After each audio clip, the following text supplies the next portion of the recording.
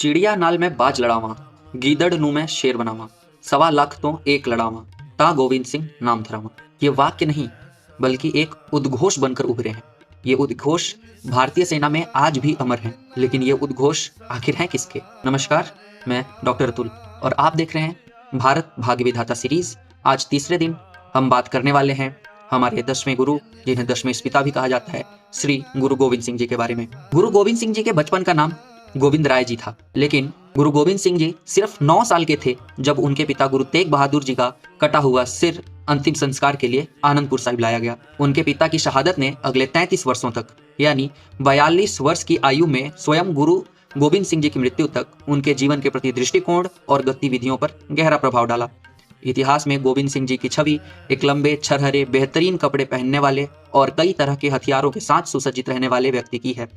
चित्रों में उनके बाएं हाथ पर हमेशा एक सफेद बाज और पगड़ी में एक कलगी लगाई हुई दिखाई जाती है।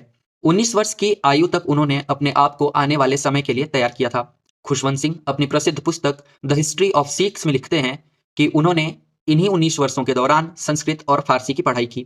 हिंदी और पंजाबी उन्हें पहले से ही आती थी। उन्होंने घुड़सवारी करना और बंदूक चलाना भी सीखा और उनका बहुत सारा समय शिकार में बीतने लगा। उन्होंने सीखी गई 4 भाषाओं में कविताएं लिखना शुरू कर दिया था। कभी कभी वे एक ही कविता में चारों भाषाओं का प्रयोग करते थे।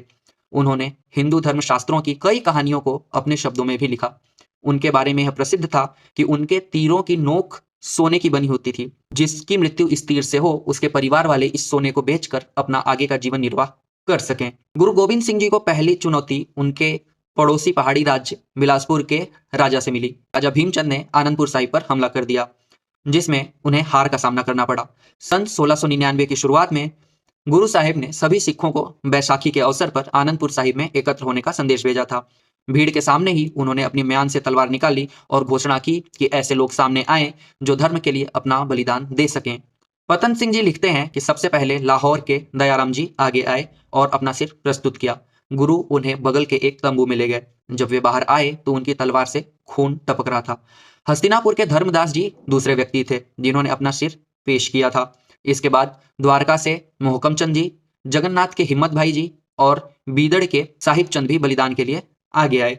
थोड़ी देर बाद गुरु गोविंद सिंह जी उन्हीं 5 लोगों के साथ बाहर आए। 5 ने केसरिया रंग के वस्त्र और पगड़ियां पहन रखी थी। तब जाकर लोगों को समझ आया कि गुरु ने उन्हें मारा नहीं बल्कि उनके साहस की परीक्षा ली थी। गुरु ने उन्हें 5 प्यारों का नाम दिया और उनके नाम के साथ सिंह जोड़ा गया। खालसा के लिए 5 नियम भी बनाए गए, जिनका पहला अक्षर क से शुरू होता है।